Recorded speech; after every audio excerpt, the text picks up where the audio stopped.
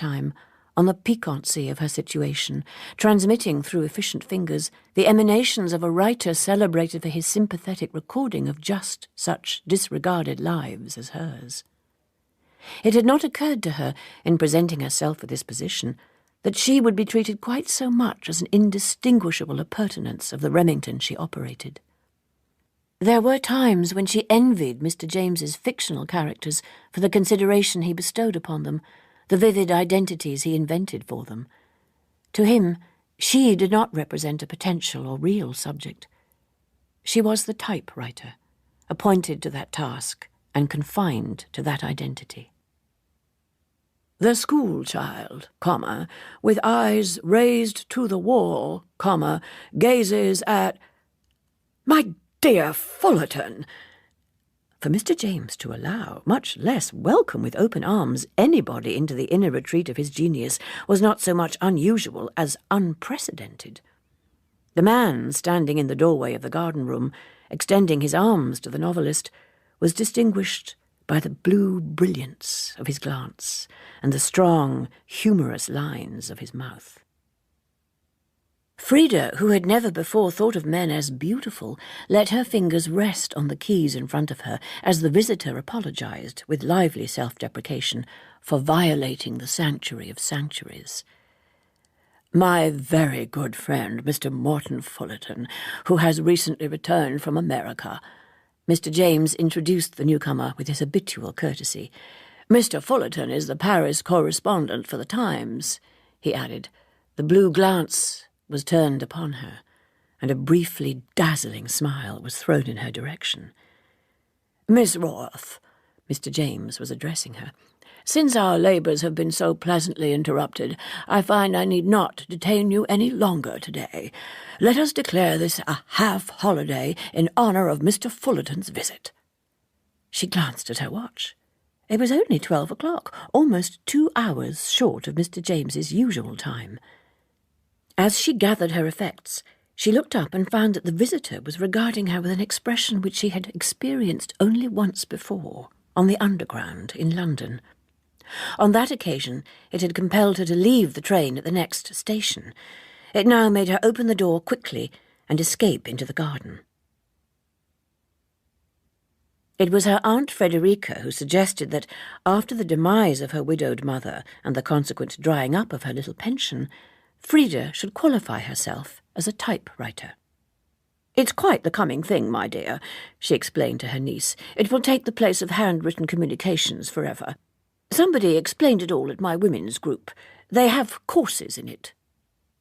Frida had the vaguest of notions of what the practice would entail, but imagined it would at the very least mean some communion with words.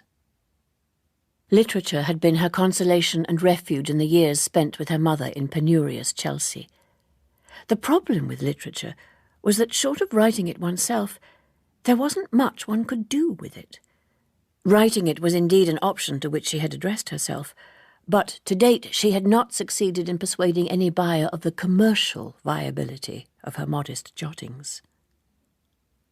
The Young Ladies' Academy of Typewriting turned out to be an alarmingly thorough institution, presided over by the formidable Miss Petherbridge, who proclaimed on the first day to her gathering of prospective typewriters, "We women have learnt to our cost that we live as second-class citizens in a man's world. It is our duty to qualify ourselves to gain access to that world." From what Frida had seen of men, it seemed a moot point whether one would want admission to a domain so exclusively and invidiously populated by them. But she persevered, if only because to brave the regime of Miss Petherbridge seemed less awful than to risk the displeasure of Aunt Frederica. As she made her way to the Warden Hotel, where she rented a dim little garret room from the fiercely respectable Mrs. Tumble, Frida pondered the unexpected eruption of Mr. James's friend into the routine of Lamb House. It was likely to be only a temporary phenomenon. Frida had been with him for long enough, it had been more than a year now, to know that even the claims of Mr. James's best friends were relative to the demands of his art. However, the visitor's arrival had released Frida to indulge in the beauty of a mild and sunny November day, a liberation that contributed to her sense of his being a harbinger of freedom. She decided to take a favourite outing of hers, to Camber Sands. For bicycling, Frida adopted the divided skirt recommended by the Rational Dress Society. At Camber Sands, she left her bicycle against the tram station. Rounding the corner of the corrugated iron building, she almost collided with a figure emerging from the station. Looking up with a start, she found herself meeting the amused blue gaze of Mr. Fullerton. For a moment, she thought that her imagination, fuelled by her wishes, was playing her tricks, but there was no mistaking the smile and the voice as he said, "Miss Roth, what a coincidence." "Why, yes, indeed," she managed to say. I thought you were with Mr. James." "I am with Mr. James, but Mr. James is for the moment otherwise occupied. He is waiting for Max." The dachshund in question now appeared around the hedge, followed by his owner, and seeing Frida, proceeded to bark excitedly and tug at his leash. After the exchange of some pleasantries, Mr. James announced their intention of taking a walk on the sands, and the two men took their leave. Mr. James courteously lifting his hat, Mr. Fullerton lifting his left eyebrow while frankly surveying her cycling outfit. It was distinctly impertinent, Frida felt. Mr. James usually started dictating at 10:15 in the morning, but Frida liked to come in earlier at about 9 o'clock. He often revised the previous day's dictation in the evening and left the corrected typescript on Frida's typing table. This was a time she cherished, not only for the luxury of having the garden room to herself, but for the pleasure of refashioning the scribbled-over typescript into a clean, final copy. On the rare occasions she had no corrections to type, Frida awarded herself some moments to pursue her own modest venture into fictional composition, an exercise that so far boasted no more than the scantiest of foundations. Soon after 9 o'clock, on the morning after her outing to Camber Sands, the door opened, and Mr. Fullerton was before her. In the early morning light, his dark hair and moustache positively shone with health and vigour. "Ah, the modern Penelope," he exclaimed, with an ease of utterance that Frida recognised as aplomb. She had read about aplomb, naturally, but had never met with it. "My loom clatters more than Penelope's, I should think, and I am not waiting for an Odysseus." This last comment surprised her by its audacity, and she wondered if it could be reckoned improper. Mr. Fullerton laughed loudly. "That is all to the good," he rejoined. "Odysseus was a rogue and a swindler."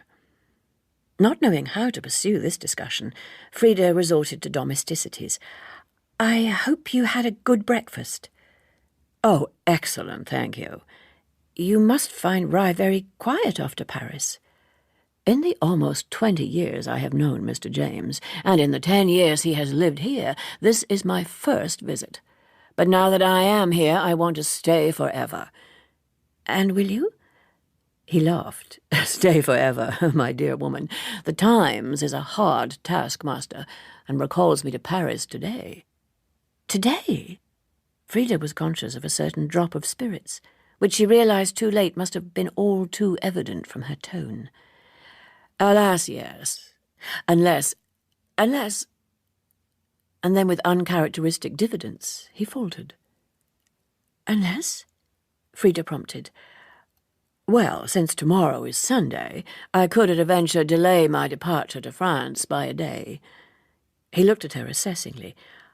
"Are you averse to a certain degree of duplicity?" To answer in the affirmative would, Frida recognised, terminate, without further ado, Mr. Fullerton's projected arrangement. To answer in the negative, on the other hand, need not commit her to any particular course of action. Besides, Mr. Fullerton's manner suggested that people of the world knew their own minds and acted accordingly. In the circumstances, she felt she could be prompt. No. If he was taken aback by her forthrightness, he did not show it. "Very good," he said. Excellent. What I would suggest is that I depart, as arranged, for Folkestone this morning. However, once there, I shall wait for you to join me either today or tomorrow, as your schedule allows. Even Frida's newfound audacity retreated before this proposal, presented as if it were the most natural thing on earth. But strangely, instead of withdrawing into the stronghold of established custom, she advanced to survey the field. "To go to Paris?" she inquired, as if she took trips to Paris every week. Upon this he laughed again. "Upon my word, your imagination outstrips mine. Only you won't be half as useful to me in Paris just at present as right here." Frida could not imagine how she could be useful to this brilliant man anywhere, but before she could apply for elucidation, he held up a restraining hand. "I'll explain all that in Folkestone. For the present we run the risk of being interrupted at any moment. Can you contrive to be in Folkestone tonight?" "Tonight would be difficult. Mr. James often works late on a Saturday, but I am free all of tomorrow." It seemed to Frida that this simple declaration was the single most audacious utterance she had ever risked. But Mr. Fullerton greeted it with no expression of surprise, simply stroked his moustache in a gesture that she was coming to recognize as a sign of reflection. Before his rumination could issue in speech, however, there was the sound of heavy feet on the steps up to the garden room, and Mr. James appeared to accompany his guest to the station. That afternoon there was a light knock at the door of the garden room.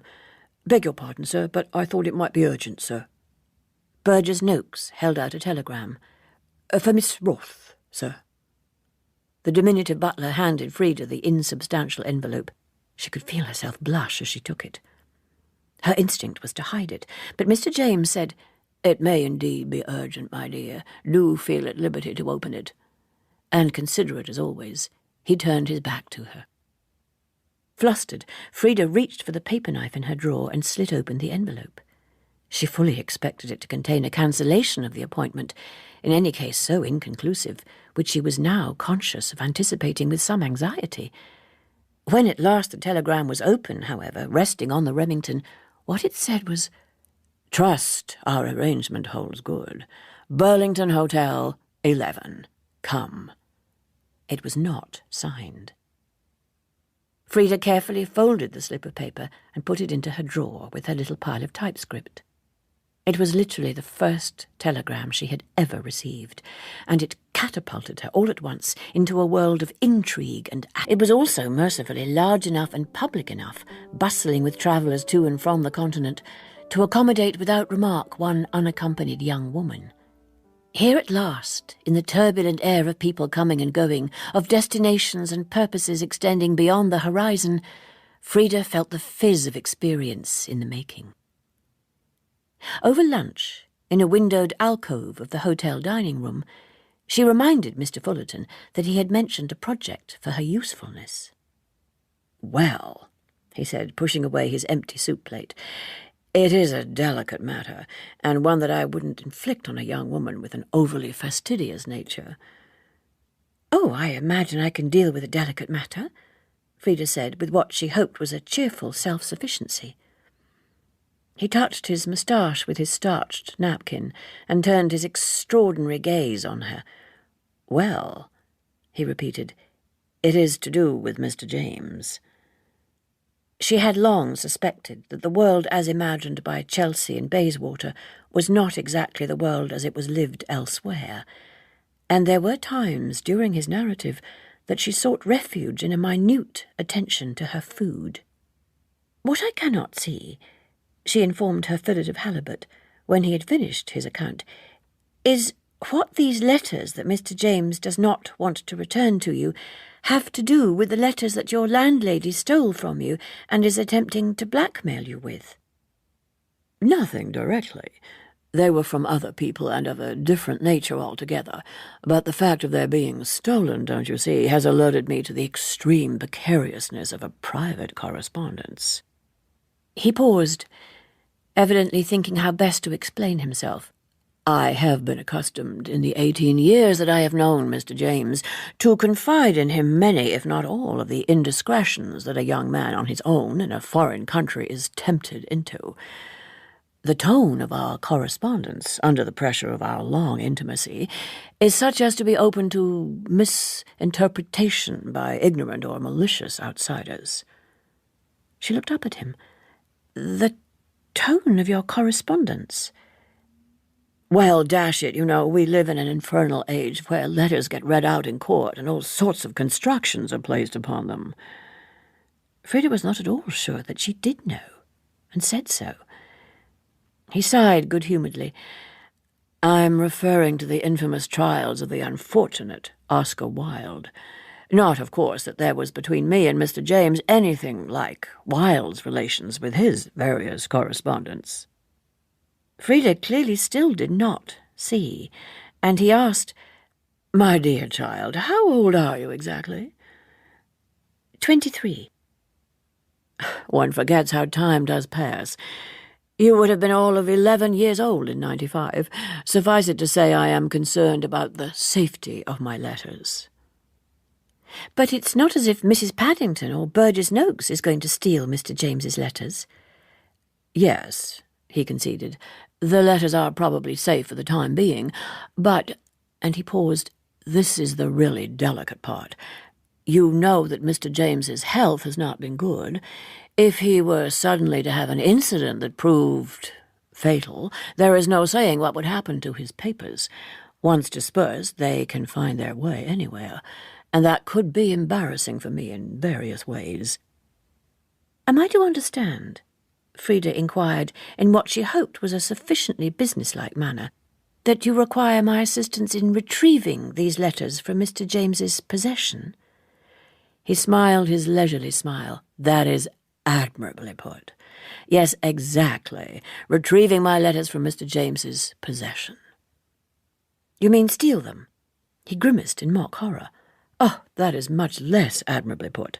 You see, morally it is a moot point whether it is theft to retrieve, in your excellent word, a letter of which one is oneself the author." "And is it your idea that I should deliver these letters to you?" "Ideally, yes, to put my mind absolutely at ease. But failing that, your word that you have destroyed the letters would contribute greatly to my tranquillity." "And how would I deliver them to you? Would you come again to Rye?"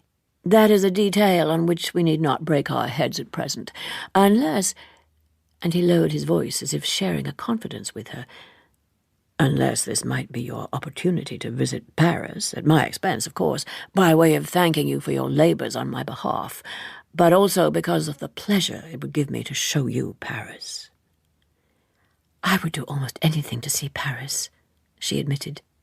"But there is obviously a matter also of loyalty to Mr. James.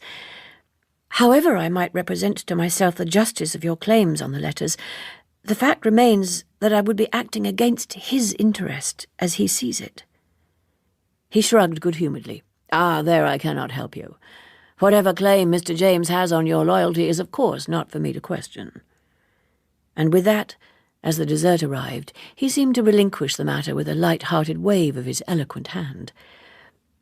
"Of course," he said, as the waiter retreated, "of course you do realize that it is my intention to make love to you."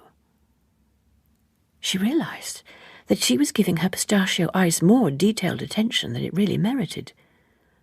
Being made love to was what happened to young women who went into the great world, and in coming to Folkestone, Frida understood she had ventured to the portals of that world. So, twirling her empty wine-glass, she said, "Of course."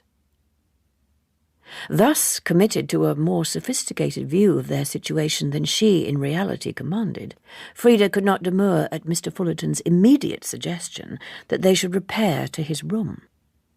He led her up the wide staircase, making amiable conversation all the while, as if he were accompanying her down the high street of Rye. Frida mentally shook herself, and tried to convince herself of the momentousness of the moment. She was, according to the best authorities, about to be ruined. As she submitted her inexperience to Mr. Fullerton's direction, Frida wondered whether the strange detachment she felt branded her as deficient in some vital capacity. She could not imagine Emma Bovary and Anna Karenina taking as ironical a view of their own situation. But then, Emma and Anna were created by men, to whose vanity it was probably necessary to believe in the ecstatic transport of their women. Frida's literary view of her situation was to be challenged. She surrendered to the pain and revelled in the possession, a sensation at once fulfilling and desolating. It seemed to her that Mr. Fullerton was at one and the same time closer to her than any human being had ever been. For a while he lay on her breast, his head next to hers. "You should have told me that this was your first time." "Would it have made a difference?" "I might have been more circumspect."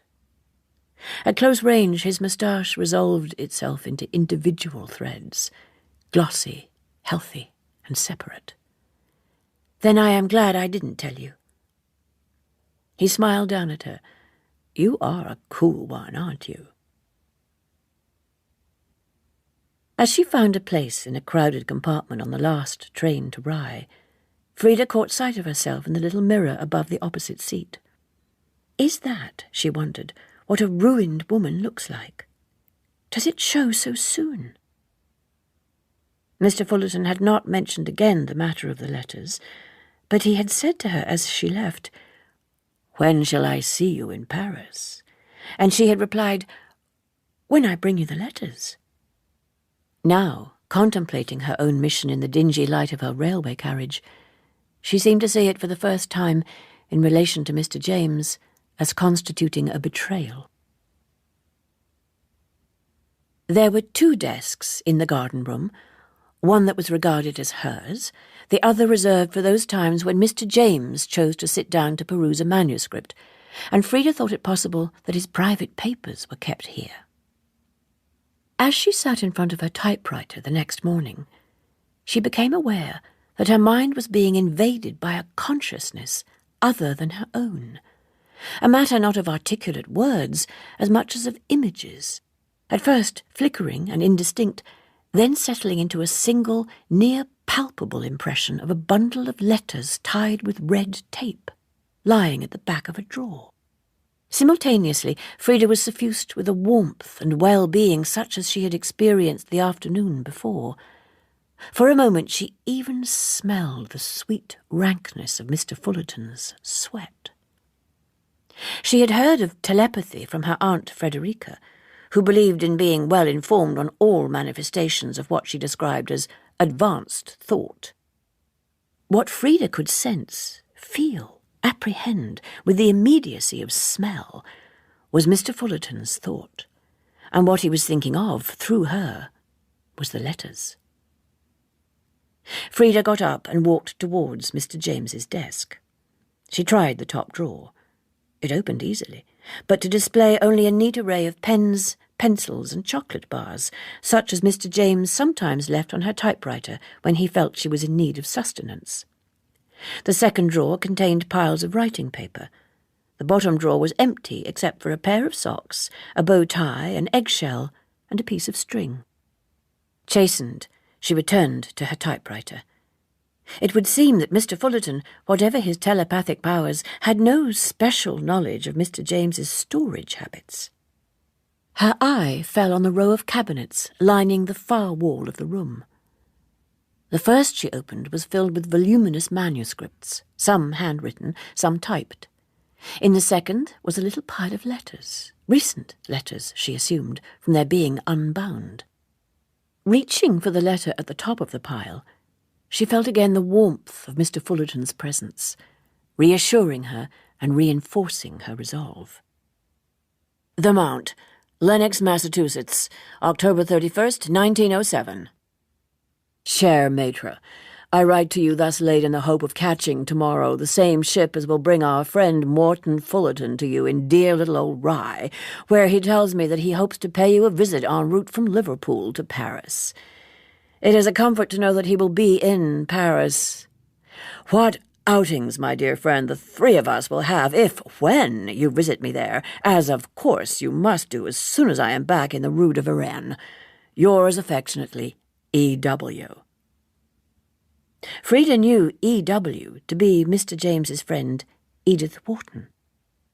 She had met Mrs. Wharton more than once on her triumphant invasions of Rye, tooting her great automobile, jingling her jewels, laughing immoderately, dragging Mr. James around the garden as if he were an elderly dog needing exercise, instructing Mrs. Paddington about the meals, even advising Frida about the right kind of ribbon to buy for the Remington, in general expending so much well-intentioned energy that she exhausted everybody around her.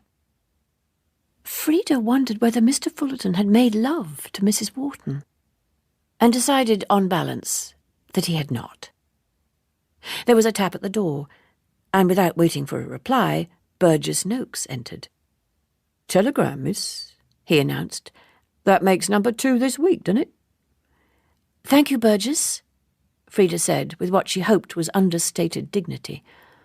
The little butler smiled cheekily and left, closing the door behind him with exaggerated care.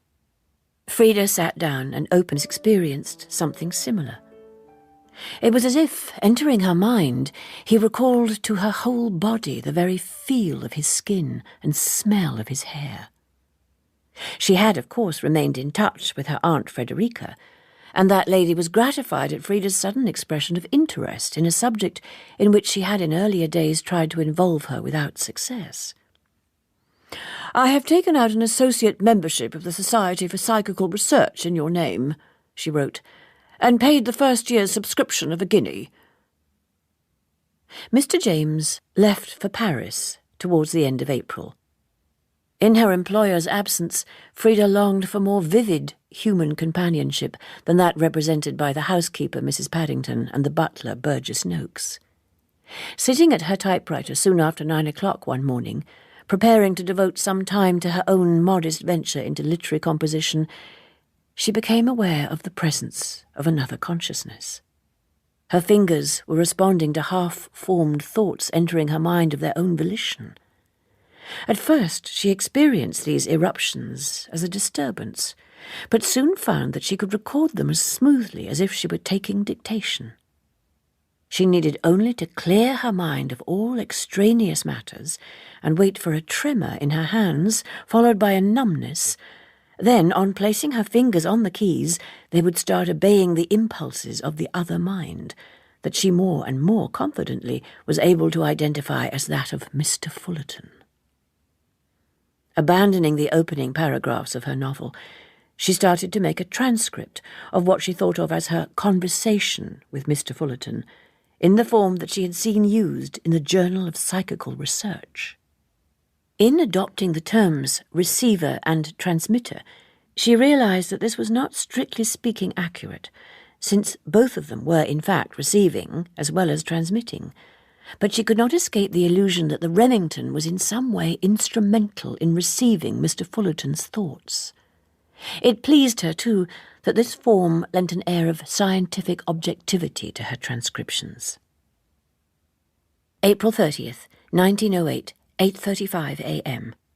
Receiver. Have you seen much of Mr. James since his arrival in Paris? Transmitter. A certain amount. He is staying, as you probably know, with Mrs. Wharton in the Rue de Varenne. He likes the comfort and amenity of Mrs. Wharton's quarters. Otherwise, I should prefer to meet him at a cafe. Do you not like the Rue de Varenne? Oh, it is a charming street. It is even a charming apartment. It's perhaps just a tiny bit too full of Mrs. Wharton. Mrs. Wharton fills any available space, I find. You are not kind. I'm sure Mrs. Wharton finds your company very pleasant. So she tells me, and of course I am flattered that an American writer of such eminence should pay attention to me. But to be honest, I am just the least little bit bored with it too. Thus there was established between them an understanding and a routine that became the most important part of Frida's day. May the 9th. Do you think Mr. James has enjoyed his stay in Paris? He said to me that the proper time to see that city was in one's youth. If he felt that way, why did he not bring you with him, as he very well might have done? I imagine he did not want to be lumbered with a paid typewriter on his holiday. Well, my dear Miss Roth, we must contrive to get you here before you are very much older. This rather broad imperative was the only reference Mr. Fullerton made, for the time being, to her finding of the letters and its conceivable sequel. Having failed so far to get any sense of their possible whereabouts, Frida consoled herself with the thought that Mr. Fullerton would not have wanted her to take any foolish risks. "I foresee a much invaded summer," Mr. James announced on his return. "My brother William and various members of his family will spend the summer in England, using Lamb House as their European pied-à-terre." After the briefest of pauses, he added, "I am as honoured as I am delighted." For her part, Frida felt no call to be either honoured or delighted. Though she had the greatest respect for Professor James's intellectual properties, she did not consider that they translated well into social graces. As for Mrs. James, Frida's limited acquaintance with her had inclined her to the view that she too readily allowed too many of her views to cross the Atlantic with her. May the 15th. Transmitter. "So you are to have the pleasure of a visit from Professor James and his family. Not a prospect to be contemplated lightly." Receiver. The whole family is much concerned about health. "The whole family is obsessed with health, and as a result suffer from a variety of ailments unheard of in the annals of medicine." The James family arrived in August, bringing with them their daughter Margaret Mary, known as Peggy, and their son Henry, known as Harry. Miss James was pale and serious, prone to nervous exhaustion, the subject of endless solicitude on the part of her parents and ill-concealed impatience on the part of her brother.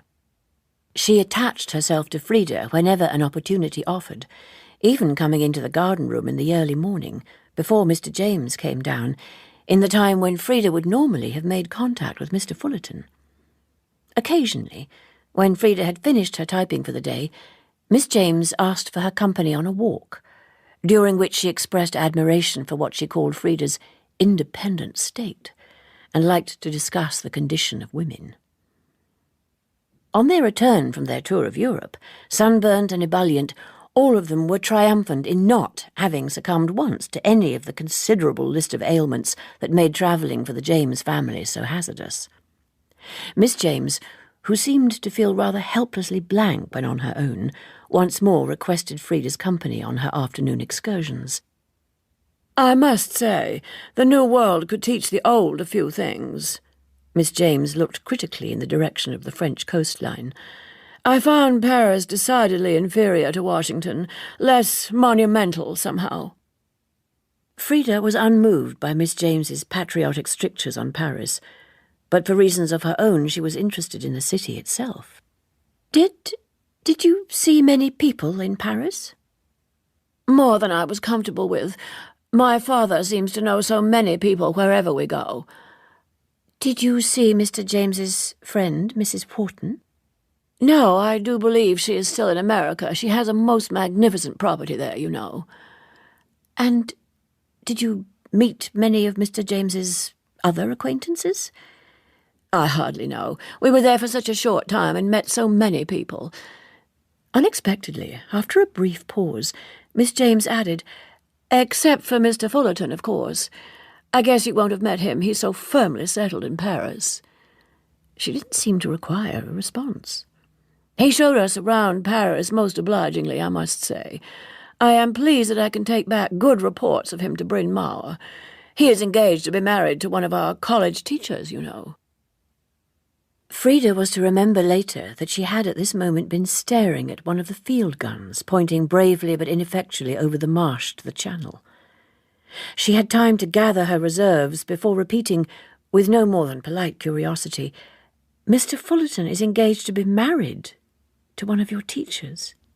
Yes, but, oh dear, I suspect it may still be a great secret. You see, Miss Fullerton, or Miss Catherine as we call her, grew up as Mr. Fullerton's sister, though she is in fact no relation at all, having been adopted as an infant by Mr. Fullerton's parents. But there is apparently some sensitivity about its being known just yet. We know about it because Miss Catherine told her best friend, Miss Connolly, and Miss Connolly told her niece, who was in my cocoa group. It happened last October, on his last visit home. Frida confronted the startling allegation that Miss James had so blandly placed before her. Mr. Fullerton engaged to his own adoptive sister a fortnight before making love to Frida in Folkestone. It was surely some strange infatuation on the part of Miss Catherine Fullerton, or some tangled chain of miscommunication that had issued in this announcement. On reflection, Frida decided that there was only one way of finding out the truth. September the 9th, 1908. Receiver. I heard an interesting rumour yesterday regarding your adoptive sister Catherine. Transmitter. How rumour does travel all the way to Rye. Let me guess. Your informant has lately been to Paris? She says that you're engaged to be married. And you believe this wild rumour? Not if you declare it to be wild. I do declare it to be wild, the product of the overheated imagination of a crowd of college girls with nothing to occupy their minds. To Frida's mind, this was a more plausible account of events than Miss James's. She had the vaguest notion of what a cocoa group entailed, but thought it probable that an unexpressed aim in its constitution was the generation and dissemination of just such speculations as this. In November, Mrs. Wharton spent the better part of 2 weeks at Lamb House, whisking Mr. James about the countryside in her huge motor car, passing frequent critical comment on Mrs. Paddington's frugal fare, and occasionally regarding Frida with polite puzzlement, as if she were a strange and possibly disreputable roadside object. Frida much preferred the relatively gormless young men Mr. James befriended to the scintillating, shimmering, tintinnabulating Mrs. Wharton. So when, soon after the departure of the Angel of Devastation, as Mr. James called her, he announced that a Mr. Hugh Walpole was coming to spend the weekend, she was better disposed than she might otherwise have been. She was at first sight disappointed. He seemed about her age, or slightly older, but his manner had a premature gravity about it. One could imagine him having grandchildren, but not children. Mr. Walpole requested an exploration of Rye, which he had never seen. Mr. James pleading arrears of correspondence, it fell to Frida to accompany the young visitor. It was soon clear that all he really wanted to talk about was Mr. James. He was naively eager for any information about Mr. James's writing methods, as if the knowledge would enable him to emulate the master. "How extraordinarily fortunate you are to spend your days in such proximity to genius. Taking dictation must be like accompanying a great singer." Frida turned to him. "Given a choice between writing your own novels and spending your days taking dictation from genius, which would you do?" Mr. Walpole blinked at her through his round glasses. "Well, I suppose if it were a matter of choosing between writing my own third-rate productions and recording his masterpieces, I do believe that I would opt for doing my own little thing. Yes, that does put a different complexion on things." "Then there you are," Frida said. She expected him to express surprise at the idea that she, as appointed typewriter, might harbour her own literary aspirations, but he was too polite or too sensitive to do so. By the end of the weekend, Frida found that she quite liked Mr. Walpole, partly because he had taken note of her, and not only because she was the master's amanuensis, although between his taking note and Mr. Fullerton's there was a world of difference.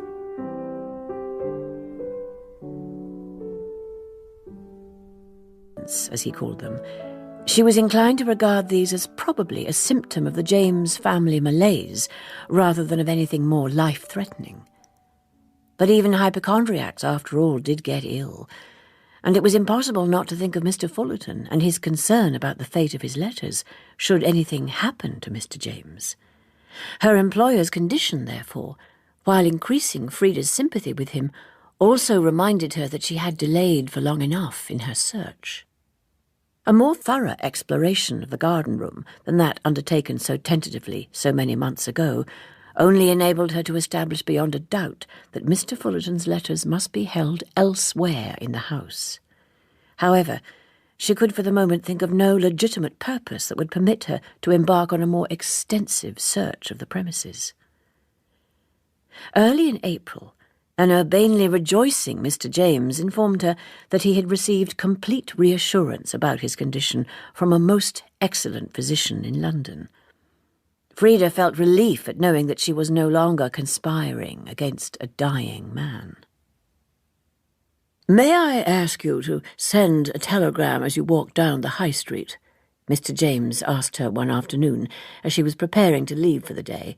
"I need to settle an arrangement for supper on Friday evening with an old friend, Mr. Morton Fullerton, whom I do not expect you to recall meeting, his visits having been so infrequent." Frida continued tidying the papers on her desk into a neat pile. "He is, nevertheless, a valued friend," Mr. James continued, "and as he is about to leave for America on a short visit, Mrs. Wharton has suggested, and I have gladly fallen in with her plan, to arrange a little farewell meal at his hotel." At the telegraph office, Frida unfolded the piece of paper he had given her. "To Fullerton, Charing Cross Hotel, London. Expect to see me at 7 on the 4th. Angel of Destruction to meet us there." Frida had to wait to glean any information about Mr. Fullerton's farewell dinner, as immediately after seeing his friend off to America, Mr. James was booked, as he put it, to accompany Mrs. Wharton on another of her automated forays around the English countryside. "I trust your dinner in London was satisfactory?" Frida ventured on his return. "Will it prove possible for your friends, Mr. Fullerton and Mrs. Wharton, to visit Rye again?" "Mrs. Wharton seems much intent upon taking by storm as many strongholds of social prominence as possible. Mr. Fullerton, I am happy to say, expressed every intention of returning to Paris by way of Rye." Almost exactly a month later, Mrs. Paddington bustled into the garden room with an arrangement of flowers. "There's likely to be 2 of them after all," she sniffed. "Mr. Fullerton's coming from London, and her from somewhere else she's been visiting in that motor car." The housekeeper looked critically at the flowers in the vase. "Oh, you wouldn't catch that nice young Mr. Walpole carrying on like the 2 of them, would you?" Frida was aware of looking blankly at Mrs. Paddington. "Carrying on?" "I'm sure it's not for me to repeat stories, miss, but her chauffeur does say as he's forever driving around Mrs. Wharton and Mr. Fullerton to all sorts of places, and spending the night, too." "American women are allowed freedoms British women would never take," was all that Frida permitted herself to say, in a tone that she hoped implied finality. "That's as may be, miss," Mrs. Paddington answered, and swept out. Frida considered the housekeeper's remarks. What, after all, was the substance of them? When looked at coldly, it only meant what Frida already knew, which was that Mrs. Wharton liked taking people to places in her motor car. Mr. Fullerton arrived that afternoon. Frida, drawn to the window of the garden room by Mr. James's exclamation of welcome, had time only to register that the almost 2 years that had passed since she last saw him had not dimmed his brilliance. She saw no more of him that afternoon. As she walked down West Street at the end of the day, she met, coming the other way, a gleaming Panhard. In the back, apparently conversing with the little dog she was holding in her arms, was Mrs. Wharton. Frida had to cower in a doorway in order not to be flattered by the machine. The next morning, Frida went to work earlier than usual and opened the windows of the garden room. Surely Mr. Fullerton would come to her at the time that she now regarded as theirs, the hour when she had found it easiest to make telepathic contact with him. Indeed, at almost exactly the time that Mr. Fullerton had walked into the room on that momentous day 2 years earlier, He appeared again, coming out of the drawing-room on the other side of the lawn.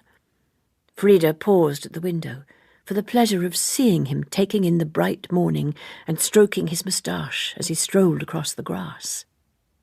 It was with a near physical shock that she saw Mrs. Wharton emerge from the house, evidently from the urgency of her step and from her hatless state, in pursuit of Mr. Fullerton. As Mr. Fullerton reached the steps to the garden-room, Mrs. Wharton put out a restraining hand, rather like a constable taking into custody some miscreant. Frida was close enough to hear her say, "I seem to spend my life waiting for you to turn up somewhere, to write, to say something." The two had paused, just outside the window. It was now too late for Frida to make her presence known. She could only withdraw into the dim coolness of the garden-room and hope that they would not find her there. "You say you complain, but I cannot see, Edith, what it is that you complain of.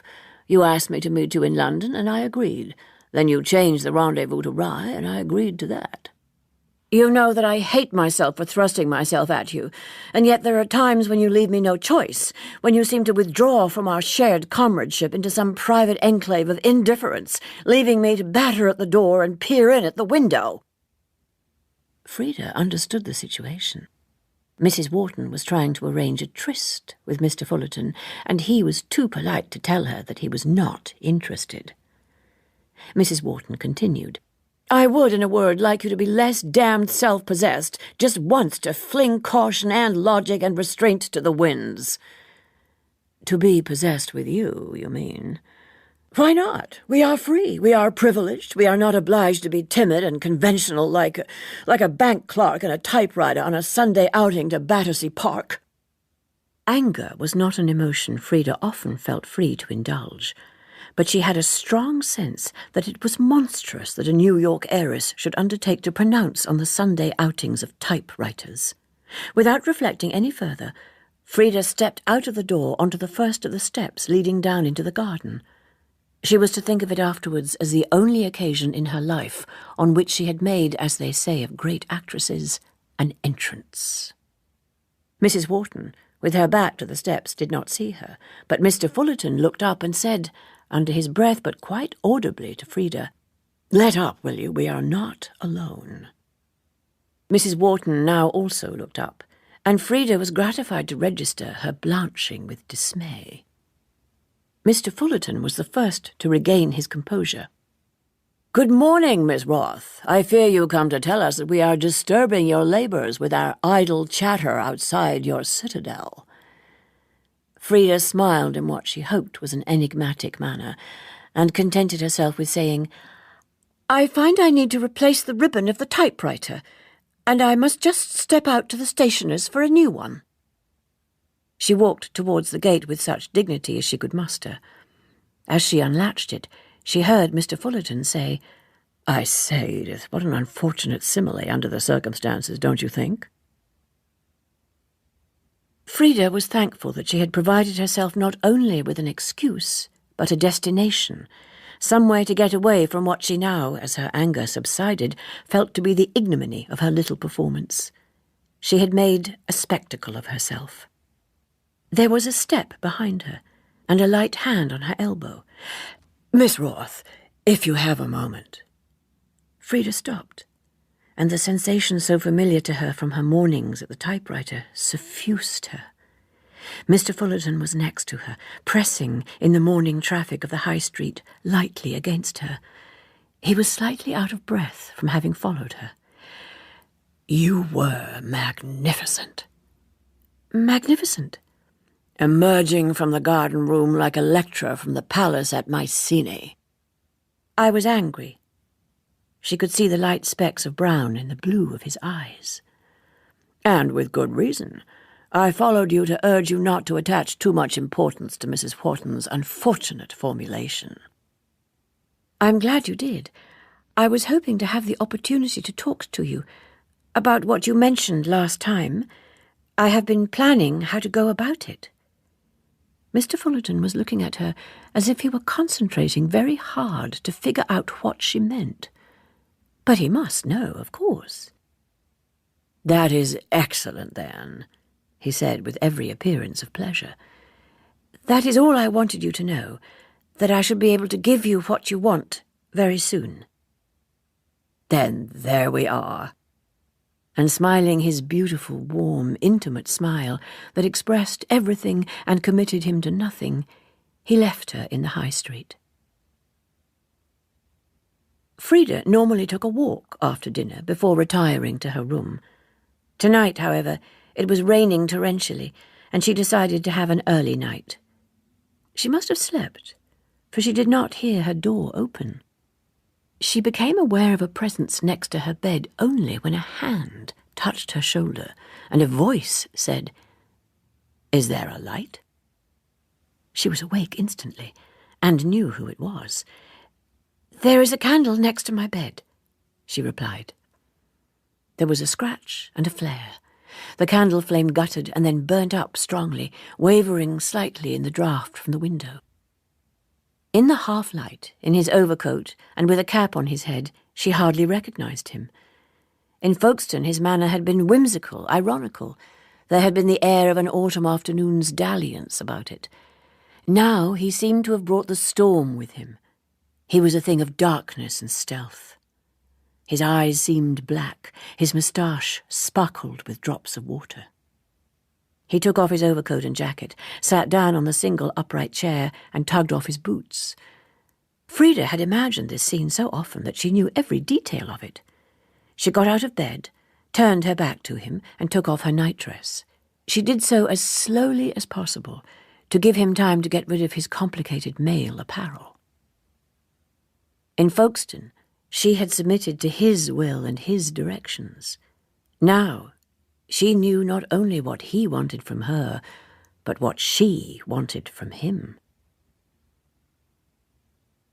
"You have learned a lot in 2 years," he said. "May I ask who taught you?" "You." "I?" "I imagined," Frida said, "how it might be." He kissed her lightly, then got out of bed. "I must get back to Lamb House. It's possible that Mr. James will have sat up for me. I'll have to invent a long walk in the rain." "Will you be staying in Rye for a while?" He fumbled with his shirt. "Alas, no. I have to return to Paris tomorrow." Frida hoped he would now urge her to come to Paris, but he seemed preoccupied with a bootlace, or perhaps only with the need to get back. Walpole raised his hat, and Max yapped in recognition. Mr. Walpole, it transpired, had something quite specific to say to her. "Miss Roth, I wonder whether I can recruit you to my cause. It concerns Mr. James." Frida involuntarily recalled a not dissimilar opening to a conversation with Mr. Fullerton, and hoped that Mr. Walpole was not also about to ask her to retrieve any embarrassing correspondence. "You know, of course, of Mr. James's friendship with Mrs. Wharton and Morton Fullerton." This was so wholly unexpected that Frida consciously gaped for a few seconds before collecting herself. "Indeed I do. They spent some time here only last week." "Yes, and you may know that Mr. James met them in London last month for a meal at the Charing Cross Hotel." "I do happen to know that, yes, but I fail to see how this could be a source of concern to you." Mr. Walpole looked grave.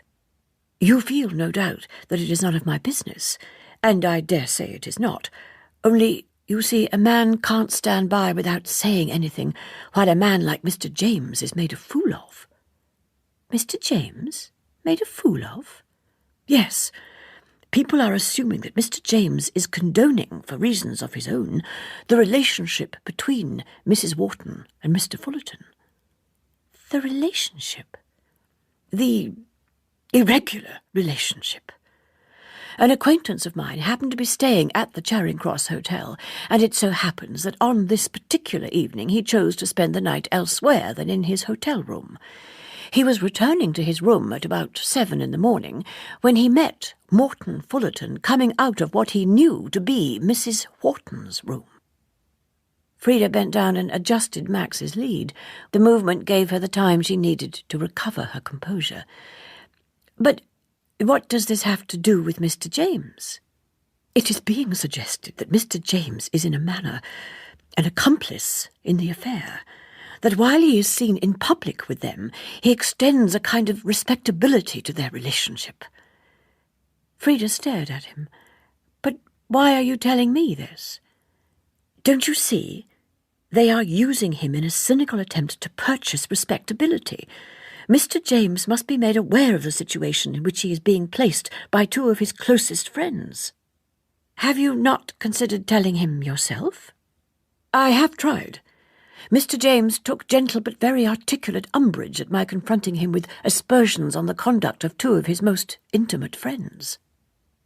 I believe you are wrong, Frida said firmly.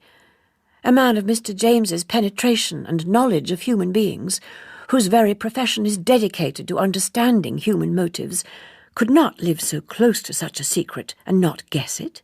As for Mr. Fullerton, she added, I cannot claim a long acquaintance with him, but I think I can answer for his indifference to Mrs. Wharton in any relation other than as a friend of Mr. James. I am sorry, then, that I spoke. I can see I have upset you, said Mr. Walpole. They continued their walk without further reference to the subject. Arriving at Lamb House on Monday morning, Frida found Mrs. Paddington waiting for her in some agitation. Oh, Miss Frida, thank heaven you've come at last. Mr. James has had such a queer turn.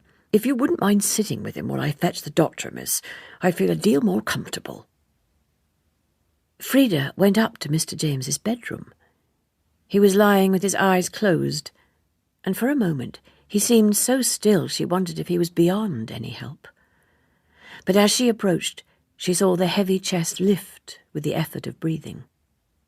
Max at this moment entered the bedroom and walked, not to his prostrate owner, but to the desk. Here he sat and yapped sharply at the top drawer in evident expectation, wagging his tail and whimpering. Frida walked to the desk and opened the drawer. Inside there were several bundles of letters, all tied neatly together with red tape, and next to them, in a little brown paper bag, were a few of the biscuits that Mr. James kept as a treat for Max. She extracted one and gave it to the dog. Frida could identify the correct bundle quite easily. The top letter was addressed to Mr. James in the handwriting that she recognized as Mr. Fullerton's, and bore a Paris postmark. Mr. Fullerton had said that if Mr. James were to die, the letters might end up in the wrong hands, and if he truly were dying, indeed even if he were not, was it not just and fair that she should avail herself of the means to life? Max barked again, and reaching out for another biscuit, Frida could quite easily remove the little bundle and secrete it in the pocket of her jacket. As she did so, she heard the front door open, then Mrs. Paddington's voice ushering in Dr. Skinner. Max rushed down the stairs to investigate, and Frida turned round to follow him. She glanced at the motionless figure of Mr. James. His large dark eyes were open and looking at her, not in anger or accusation, more as if in curiosity or wonderment. Frida, walking away from Mr. James's sick bed with the letters in her jacket pocket, knew that she would be haunted by that strangely inquiring and recording stare. Not that she could have stated with any certainty what it was that Mr. James had recorded.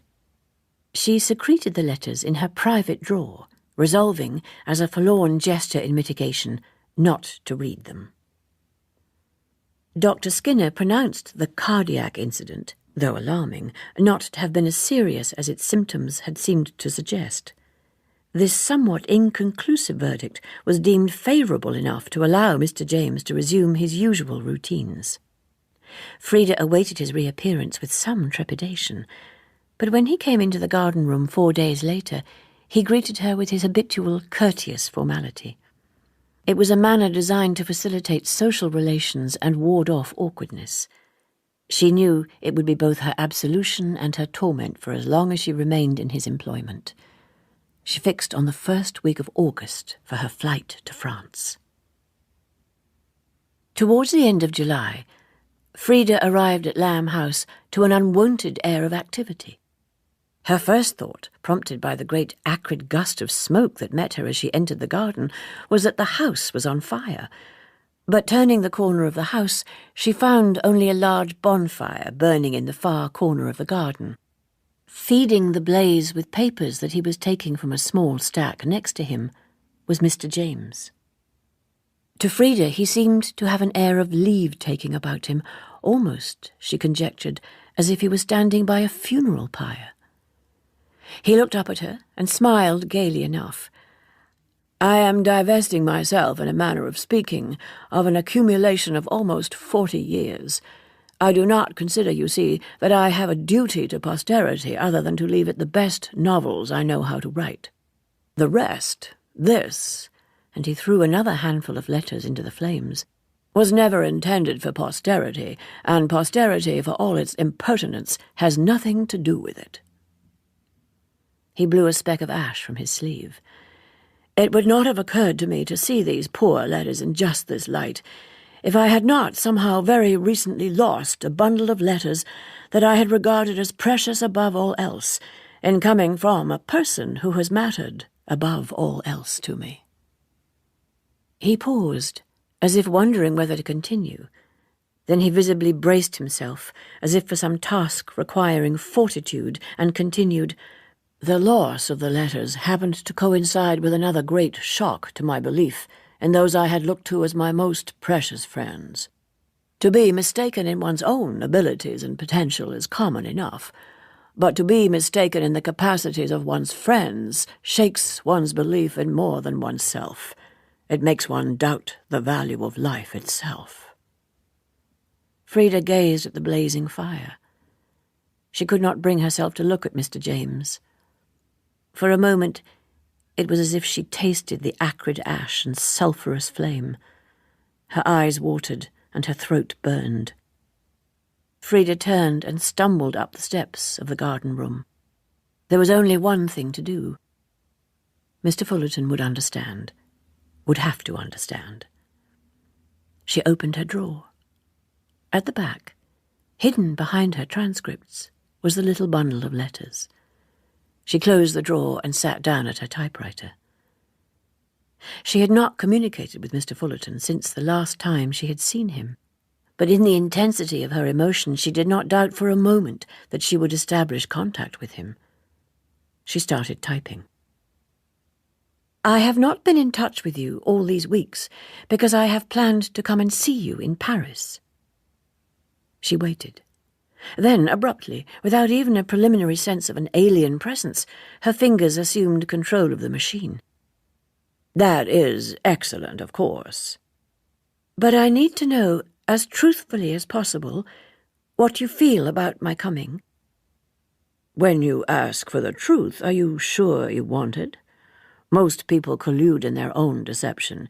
It is not even necessary to lie. All that is necessary is to remain quiet, and people will invent their own lies and make their own mistakes." "I take it that you are telling me that it would be a mistake to come to Paris." "Paris is a magnificent city, and everybody should endeavour to come to it at least once. But I would not give you any encouragement, lest you should interpret that as a promise that I will look after you, which I am naturally not in a position to do." "Is it true that all this time you have been intimate with Mrs. Wharton?" "To all intents and purposes, it is true." Frida got up from her typewriter. She opened her drawer again. There was the pile of typed transcripts of her conversations with Mr. Fullerton. She took out the little pile and placed it carefully with a bundle of letters and went outside. The bonfire was still smouldering. Frida held out the little bundle with no attempt to hide its identity. "I find I also have material that I want to dispose of." "I see." Mr. James nodded, as if he did see. "You are just in time." If he recognized the bundle for what it was, he did not say so, nor acknowledge his ownership of what Frida was about to consign to the flames.